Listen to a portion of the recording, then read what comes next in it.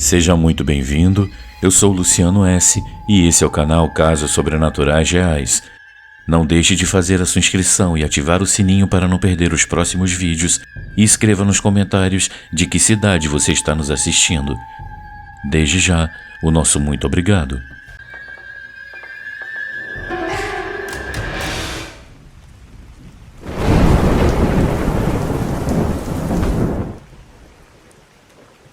A vela que encontrou o morto.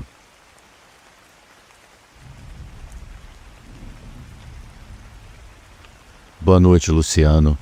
Meu nome é Jorge e eu moro no bairro Vila São José, na cidade de Cubatão, em São Paulo. Essa história aconteceu em 1973, aqui na cidade onde eu moro. Eu ainda era criança, mas eu me lembro bem das pessoas comentando esse caso. Foi um acontecimento que muitos moradores da região jamais esqueceram. Eu vou contar aqui de acordo com o que eu me lembro. Tudo começou no dia 10 de julho, quando um grupo de jovens saiu para pescar em um dos rios próximos à cidade. Entre eles estava o Casemiro Salles, um estudante de apenas 18 anos. Era um dia tranquilo e os amigos conversavam e riam, aproveitando a pescaria. Mas, de repente, o inesperado aconteceu. Por um descuido, o Casemiro perdeu o equilíbrio e caiu na água. Seus amigos tentaram ajudá-lo, gritaram seu nome, estenderam as mãos, mas foi inútil.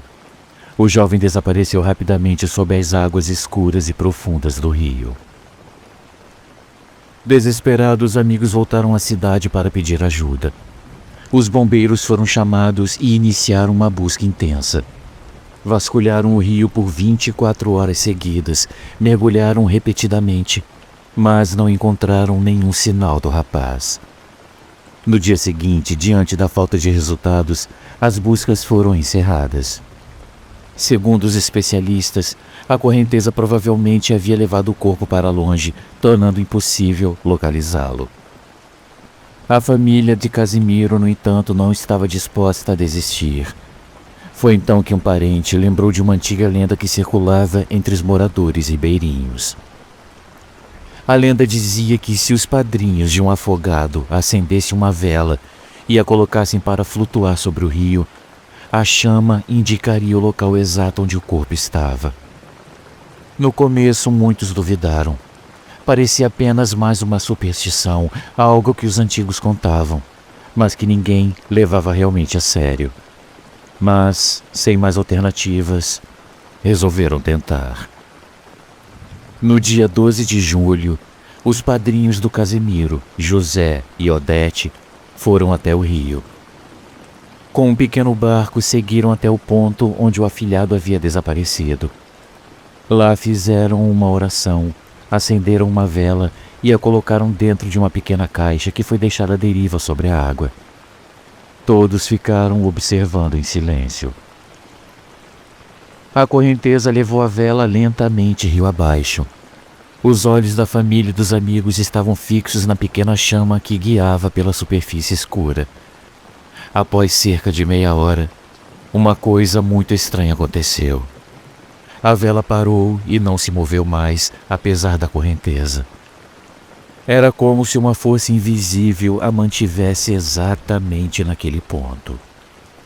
O grupo hesitou. Ninguém queria ser o primeiro a mergulhar. O medo do desconhecido era grande. Decidiram então voltar às margens para chamar os bombeiros novamente. Pouco tempo depois, eles voltaram ao local com profissionais preparados para buscar o corpo no fundo do rio. Mas não foi necessário. Antes mesmo que alguém entrasse na água, uma coisa emergiu na superfície. Era o Casemiro. Seu corpo apareceu exatamente no ponto onde a vela havia parado, como se tivesse esperado o momento certo para ser encontrado. A lenda, que muitos duvidavam, havia se provado real. Até hoje, moradores da região contam essa história como um mistério que desafia qualquer explicação. Alguns acreditam que foi apenas coincidência. Outros dizem que há forças na natureza que a ciência não pode explicar.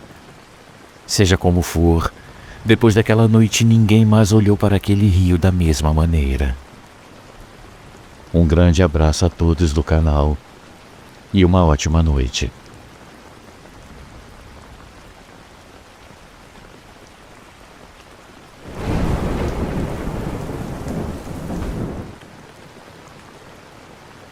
A aparição.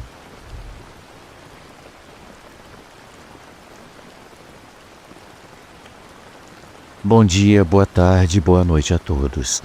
Meu nome é Simone e eu sempre trabalhei com recém-nascidos. Como enfermeira neonatal, eu passei anos cuidando de bebês que mal haviam chegado ao mundo. Uma noite, devido à falta de pessoal, me pediram para cobrir o plantão na emergência. Eu não gostei da ideia, mas aceitei. Hoje eu já estou aposentada, mas na época eu ainda fazia alguns turnos extras para fazer mais algum dinheiro. Eu não imaginava que aquela noite ficaria gravada na minha memória para sempre. A clínica estava silenciosa, quase morta. Minha única companhia era minha colega de plantão, outra enfermeira experiente. Estávamos recostadas na sala de descanso tentando passar o tempo quando uma coisa pra lá de estranha aconteceu. Sem qualquer aviso, as portas da emergência se abriram de um golpe. Um estrondo seco ecoou pelo corredor vazio. Nós demos um pulo da cadeira. Esperamos ver alguém entrando, talvez um paciente em estado crítico ou algum acompanhante desesperado. Mas não aconteceu nada. O saguão estava completamente vazio. Nós nos entreolhamos confusas, e então o pesadelo começou. Um gemido profundo cortou o silêncio. Era um som sofrido de dor, de agonia, como se alguém estivesse morrendo ali, bem diante de nós. Mas não havia ninguém por perto. Decidimos voltar para a sala de descanso, tentando ignorar o que tinha acabado de acontecer. Mas antes que pudéssemos nos acomodar, alguma coisa bateu na mesa ao nosso lado. Foi uma batida seca, como se alguém tivesse acabado de socá-la com muita força. Então começamos a ouvir novamente aquele lamento, tipo um choro bem baixinho, dessa vez mais próximo. E então nós vimos um vulto que se moveu muito rápido, como se soubesse que nós o estávamos observando. Foi nesse instante que um cheiro muito forte invadiu o ambiente, um perfume adocicado, intenso e sufocante. Eu conhecia esse cheiro. Minha avó usava um perfume parecido quando eu era criança. Minha colega cobriu a boca com a mão. Seus olhos estavam cheios de medo. Ela disse para a gente sair dali, mas eu não conseguia me mover. De repente, o gemido parou. O silêncio absoluto fez meu coração martelar contra o peito. Então eu vi uma coisa no vidro da porta da sala de emergência. Um reflexo. Tinha uma mulher parada ali, olhando para nós. Seus olhos eram fundos, escuros e sem vida. Seu rosto estava pálido, como se todo o sangue tivesse sido drenado do seu corpo. Eu me virei para olhar diretamente, mas eu não vi ninguém. O mais estranho é que no vidro o reflexo ainda estava lá. Foi quando eu senti um toque gelado no meu ombro. Eu dei um grito e me virei, mas não havia ninguém além da minha colega perto de mim. Ela também gritou e correu até a porta, me puxando pelo braço. Nós saímos da sala e corremos até a recepção e ficamos ali sem coragem de voltar. E então tudo ficou em silêncio novamente. O cheiro desapareceu e aquele vulto sumiu. O resto do turno foi tranquilo, mas eu sabia que nós não estávamos sozinhas naquela clínica. Quando o dia amanheceu, nós fomos embora sem olhar para trás. Depois daquela noite, nunca mais aceitei um plantão na emergência. Eu também nunca quis saber quem era aquela mulher e nem por que ela ainda estava ali. Muito obrigado a todos por ouvir a minha história.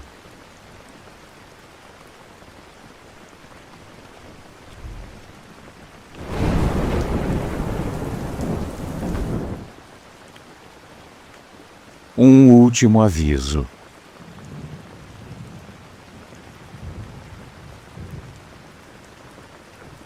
Boa noite a todos. Eu me chamo Clayton e eu sou de Vitória, no Espírito Santo. Meus amigos, eu nunca fui um filho exemplar. Minha mãe sempre foi uma mulher amorosa, mas eu era teimoso, respondia mal, não dava valor. Quando eu fiz 20 anos, eu decidi sair de casa. Eu achei que já sabia de tudo, que não precisava mais deles. Meu pai e minha mãe ficaram sozinhos. Eu era filho único. A vida seguiu. Eu trabalhei duro, conquistei minhas coisas, mas a minha família foi ficando para trás. De vez em quando eu ligava, só para dizer que estava bem, nada além disso. Eu não ligava nos aniversários, nem no Natal, nem em nenhuma outra data importante. Muitas vezes eu ignorei as ligações da minha mãe, sempre ocupado demais para falar com ela. Então, em uma sexta-feira à tarde, depois de um dia cansativo, eu me deitei na rede da varanda para descansar. O sol estava se pondo e o ar ainda estava quente. Eu fechei os olhos e deixei o vento soprar devagar. De repente, um vento gelado passou por mim, me dando um arrepio estranho. Antes que eu pudesse reagir, eu senti um tapa bem forte no rosto. O barulho ecoou no silêncio da casa. O susto foi tão forte que me jogou no chão. Eu me levantei assustado com o coração disparado. Eu olhei em volta, mas não tinha ninguém perto. Eu estava sozinho. Eu pus a mão no rosto que ainda estava ardendo. Na mesma hora, uma sensação ruim tomou conta de mim. Eu não sei porquê, mas eu peguei o telefone com as mãos tremendo e disquei o número da casa dos meus pais. Meu pai atendeu. A voz dele estava fraca, diferente. Pai, tá tudo bem por aí? Houve um silêncio pesado antes da resposta. Sua mãe, ela se foi hoje à tarde. O celular quase caiu da minha mão. Um nó apertou a minha garganta. Lágrimas quentes escorreram pelo meu rosto. Naquele momento, eu soube. Aquele tapa era dela. Uma despedida, ou talvez um último aviso.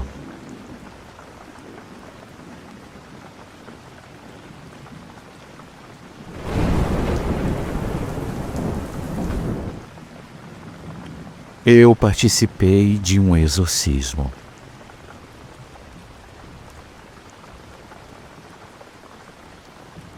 Eu fui obreiro de uma igreja evangélica, e uma das nossas prerrogativas era participar de exorcismos. No início eu não acreditava muito. Eu achava que era uma grande encenação para conquistar mais fiéis, e eu preferia nem comentar quando tocavam no assunto. Certo dia, após um culto dominical, uma jovem senhora aparentemente normal permaneceu para falar com o pastor. Ela tinha cabelos longos e bem arrumados, pele bronzeada, característica da região onde vivíamos. Porém, ela carregava um semblante triste e preocupado. Ao conversar com o líder da congregação, ela explicou que havia se separado do companheiro e que a atual mulher dele praticava rituais de feitiçaria dos piores possíveis, incluindo sacrifícios de animais e até mesmo de seres humanos. Em um dado momento, ela disse que vinha se sentindo muito mal, que não se alimentava bem, tinha tonturas e ânsia de vômito ao ver qualquer tipo de comida na sua frente. Realmente ela estava magra e apática. Ela relatou também que não conseguia dormir bem, que tinha pesadelos e acordava de madrugada, acreditando estar sendo observada constantemente. Nisso, o pastor sinalizou para que nós, obreiros, chegássemos mais perto, pois ele percebeu que teríamos trabalho ali. Ao iniciar uma oração pela vida daquela senhora, ela se sentou e colocou as mãos sobre o peito. Como em um impulso, ela começou a ter espasmos, vomitando uma coisa que nos deixou atônitos. Em meio a um pouco de macarrão não digerido e muito líquido amarelado, haviam tufos e mais tufos de um cabelo negro e crespo, completamente diferente do dela. O cabelo saía aos montes enquanto ela vomitava cada vez mais. O nosso líder então intensificou a oração ali mesmo, no salão principal. Vendo que não estava obtendo o resultado esperado, o pastor resolveu levar a senhora para uma sala localizada por trás do altar da igreja, dedicada a reuniões ou assuntos particulares. Como eu era, na época, o mais velho dos obreiros, eu fui chamado para acompanhar aquela intervenção. A princípio eu fiquei receoso, mas eu sabia que aquele era o meu papel, e assim eu fui. Entramos na sala, o pastor, a senhora e eu logo atrás. O pastor solicitou uma cadeira sem apoio para os braços e disse à senhora que se sentasse ali. Imediatamente eu me posicionei atrás da cadeira, obedecendo ao pedido dele de garantir que ela não caísse e se machucasse. A oração foi intensificada. Uma conversa entre um líder espiritual e alguma coisa não identificada até então. A senhora, antes com uma voz triste e mansa, agora falava com tons muito diferentes, dissonantes, ora graves, ora muito agudos, chegando à estridência. Sua face se alterava conforme as indagações eram feitas, ora com fúria, ora com risos estabanados. Eu, sem nenhuma experiência tão profunda, deveria estar de olhos arregalados, e o meu líder percebeu, ordenando que eu ficasse firme. E então passamos a ter as revelações. O líder perguntava com quem ele estava conversando, e a senhora respondia com uma voz grave, quase gutural, nomes dos quais eu não conseguia decifrar ou entender. Aquela senhora estava à beira de um colapso. Seus olhos estavam arregalados e a região dos olhos estava roxa, como se ela tivesse se machucado ou passado maquiagem escura. Até seus cabelos, que chegaram penteados, agora estavam armados e disformes. Era outra pessoa. Alguém que não se assemelhava em nada com quem ali entrou minutos antes. Em um dado momento eu fiquei atônito, pois aquela senhora sozinha não poderia fazer o que fez. Sentada na cadeira, sem encostos para os braços, com os pés apoiados no chão até então, ela e eu ouvimos as ordens que o pastor dava àquela legião de espíritos malignos que tomavam conta do seu corpo. Em uma das indagações, foi respondido que ali se tratava de muitos trabalhos de feitiçaria realizados pela atual mulher do seu ex-companheiro, inclusive apontando locais onde haviam sido realizados esses trabalhos e onde eles haviam sido jogados. Diante daquela energia pesada que pairava na sala, a mulher teve um espasmo e tirou os pés do chão, ficando sem nenhum contato com outra coisa, senão com a cadeira em que estava sentada. Eu, posicionado imediatamente atrás, segurei-a com mais firmeza para que ela não caísse, enquanto o pastor dava ordens àquelas entidades. Nesse momento, a cadeira começou a fazer movimentos circulares, e mesmo que eu fizesse mais força, ela continuava a girar. Eu fiquei me perguntando como aquilo era possível, já que eu estava segurando firme e a mulher estava com os pés erguidos. Não havia outra força natural sendo aplicada ali.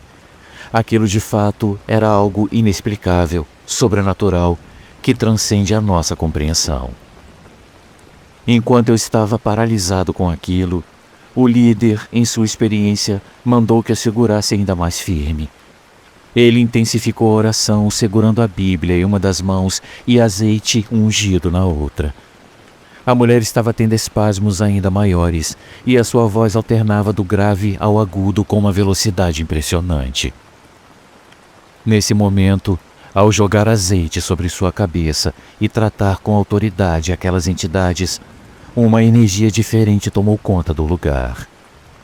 Como se tudo fosse um devaneio, a sala se tornou mais clara. A mulher apoiou novamente os pés no chão, suas mãos relaxaram e naquele momento ela desmaiou. Eu a segurei pelos ombros. Com a ajuda do pastor, prestamos atendimento a ela e logo ela retornou à consciência. Era novamente a mulher que chegara para assistir ao culto horas antes. Dias depois, nós a visitamos em sua residência. O pastor procurou pelos locais indicados pelas entidades e encontramos sacolas contendo objetos de feitiçaria. Levamos tudo e queimamos, pondo fim àquele trabalho tão pesado. Esse fato marcou muito a minha vida. E até hoje eu me lembro de como foi pesado passar por essa experiência. Uma boa noite a todos.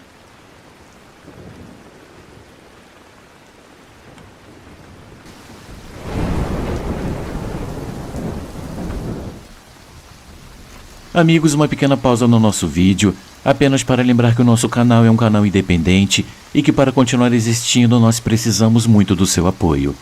Existem muitas formas de você ajudar o canal. Uma delas é contribuindo com qualquer quantia utilizando a chave Pix que está aparecendo na sua tela. Outra é se tornando membro contribuindo com apenas R$ 7,99 por mês clicando no link Seja Membro. Você também pode nos ajudar sempre curtindo, comentando e compartilhando nossos vídeos, pois dessa forma a plataforma vai ampliar o alcance do nosso canal e ele será cada dia mais conhecido. Desde já, a gente agradece e agora vamos continuar com o vídeo.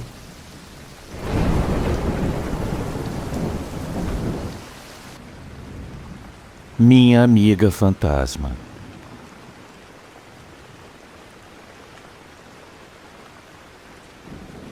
Meu nome é Carolina, e eu sempre fui cética em relação ao sobrenatural. Pelo menos até aquele dia. Eu tenho uma vida comum. Eu trabalho com design gráfico e sempre fui apaixonada por histórias sobrenaturais. Mas eu nunca imaginei que um dia eu viveria uma.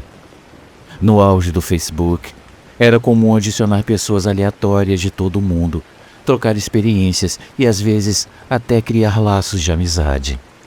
Foi assim que eu conheci uma menina chamada Alice. Ela me adicionou sem motivo aparente e logo começamos a conversar. A afinidade surgiu naturalmente e com o tempo passamos a compartilhar segredos e histórias pessoais. Certo dia, durante uma troca de mensagens, eu mencionei uma experiência estranha que eu havia vivido, algo que me perturbava até então. Eu esperava um comentário de espanto ou até mesmo uma brincadeira, mas a resposta da Alice me fez gelar. Não é isso que acontece depois que morremos. Eu sei disso, porque eu já morri. Eu tentei não levar a sério. Ela só poderia estar brincando. Mas então ela começou a contar a sua história. Alice me disse que faleceu em um acidente de carro. O impacto foi brutal, arremessando seu corpo para fora do veículo. Morreram ela e outra pessoa. Mas foi o que aconteceu depois que mais me assustou. Ela afirmou que depois de ver o seu próprio corpo no chão, ela se levantou e seguiu a ambulância até o necrotério. Lá ela disse que observou os médicos examinando seu corpo e a colocando em uma câmara refrigerada. Nesse momento ela sentiu-se sendo puxada de volta e de repente ela estava de pé, caminhando pelo necrotério. Ela disse que saiu de lá sozinha. Ao chegar em casa, ela encontrou sua família. O choque em seus rostos foi imediato. As pessoas gritavam, algumas desmaiavam. Ela não entendia o porquê. Mas então ela percebeu. Ela não deveria estar ali. Desde então, ela disse que vive entre dois mundos. Eu estou te vendo agora, escreveu ela. E eu posso provar. O meu coração disparou. Como assim ela podia me ver? Eu resolvi testar. Naquela época eu morava em um condomínio de casas. Nenhum vizinho me seguia no Facebook. Eu chamei uma colega e deixei o celular longe. Nós realizamos vários testes diferentes. Nos separávamos, fazíamos sinais uma para a outra, trocávamos de lugar. E em cada um deles, Alice descreveu exatamente o que estávamos fazendo, até os detalhes das nossas roupas. Cada resposta dela aumentava o meu medo, mas ao mesmo tempo despertava um fascínio inquietante.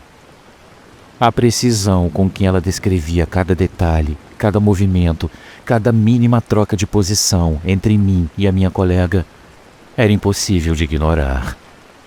O meu coração acelerava a cada nova confirmação. Como era possível? Como alguém que nunca estivera ali poderia ver tudo com tanta clareza?